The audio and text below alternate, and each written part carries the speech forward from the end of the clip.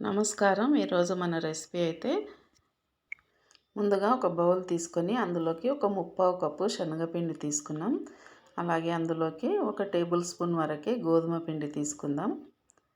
ఈ రెండు తీసుకున్న తర్వాత ఒకసారి ఇలా కలిపేసుకొని ఇప్పుడు ఇందులోకి అయితే ఒక మీడియం సైజు ఉల్లిపాయ సన్నగా కట్ చేసి పెట్టుకోవాలి. ఇంకా ఇందులోకి తగినంత ఉప్పు, కారం, అల్లం వెల్లుల్లి పేస్ట్, అలాగే ధనియా జీరా పౌడరు ఇవన్నీ కూడా ఇందులో వేసుకుందాం. ఇంకా పచ్చిమిరపకాయలు కూడా ఒక 3, 4 కట్ చేసి పెట్టాను సన్నగా, ఇవి కూడా ఇందులో వేసుకుందాం. ఇంకా దీనికోసం అయితే ఒక కొత్తిమీర కట్ట కంప్లీట్గా తీసుకున్నాను. అది శుభ్రంగా కడిగేసి సన్నగా తరిగేసి ఇందులో వేసుకోవాలి. కొత్తిమీర ఎక్కువగా వేస్తున్నాం కదా, ఇది హెల్త్కి కూడా చాలా మంచిది. దీని తర్వాత కొద్దిగా చిటికెడు పసుపు వేసుకుందాం. అలాగే ఒక టేబుల్ స్పూన్ వరకు పెరుగు వేసుకుందాం. పెరుగు వేసిన తర్వాత ఇంకా ఇందులోనే కొంచెం వాటర్ అనేది తీసుకొని, ఈ పెరుగు వరకే సరిపోదు కదా, కొంచెం వాటర్ వేసుకుంటూ పిండిని జారుగా కలుపుకోవాలి. మరీ పలసగా కాకుండా మనం సేమ్ బజ్జీల పిండి ఎలా కలుపుకుంటామో అలా కలుపుకోవాలి. ఇంకా కొత్తిమీర అయితే ఆరోగ్యానికి మంచిది, అలాగే పిల్లలకి పెద్దలకి కూడా మంచిది కాబట్టి అందరూ తినే విధంగా ఇలా చేసుకుంటే చాలా బాగుంటుంది రెసిపీ అనేది. కొంచెం కొంచెం వాటర్ పోసుకుంటే ఇలా పిండి స్పూన్తో తీసుకొని ఇలా వేసే విధంగా జారుగా కలుపుకుంటే సరిపోతుంది. మరీ దోశ పిండిలా కాకుండా కొంచెం చిక్కగా ఉండాలి. ఇప్పుడు స్టవ్ మీద అయితే బాండి పెట్టేసిన, ఆల్రెడీ ఆయిల్ అయితే పోసేసిన నేను. ఆయిల్ హీట్ ఎక్కింది కదా, ఇందులో నేను ఆల్రెడీ పాపడ మిరపకాయలు వేయించాను కాబట్టి ఇలా ఉంది ఆయిల్. ఇందులో ఆయిల్ హీట్ ఎక్కిన తర్వాత స్పూన్తో కొంచెం కొంచెం ఇలా వేసుకుంటూ ఉండాలి.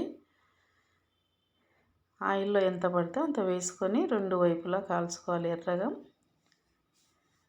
ఇవి ఈవినింగ్ అప్పుడప్పుడు చేసుకుంటే చాలా బాగుంటాయి. మరీ ఎక్కువ టైంలో కాదు కానీ ఎప్పుడైనా అకేషన్గా చేసుకుంటే బాగుంటుంది. ఎక్కువ ఆయిల్ ఫుడ్ కూడా మంచిది కాదు కదా, ఎప్పుడైనా ఒకసారి ఇలా చేసుకుంటే తినడానికి బాగుంటాయి, పిల్లలకు కానివ్వండి పెద్దలకు కానివ్వండి.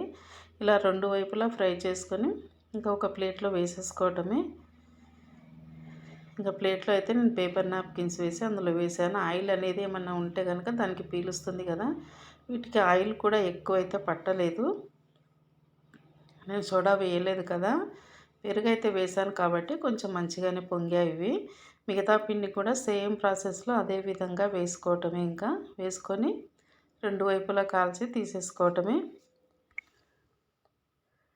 నెక్స్ట్ కూడా పిండిని నేను ఇలాగే వేసాను, మొత్తం పిండిని. ఇంకా మామూలుగా ఒక ఇద్దరికి ముగ్గురికి సరిపడిన బజ్జీలు అయితే తయారయ్యాయి. పిల్లలు కూడా ఇష్టంగా తింటారు. ఇందులో క్వాంటిటీ ఎక్కువ ఏదంటే కొత్తిమీర ఎక్కువ వేసాం కాబట్టి ఆరోగ్యానికి చాలా మంచిదని అలా వేసాను. ఇంకా దీన్ని ఇలా టమాటో సాస్తో కానీ లేదా పల్లి చట్నీతో కానీ సర్వ్ చేసుకుంటే చాలా బాగుంటాయి. ఒకసారి ట్రై చేసి చూడండి. నచ్చితే ఒక లైక్ ఇవ్వండి, షేర్ చేయండి, కమెంట్ రాయండి.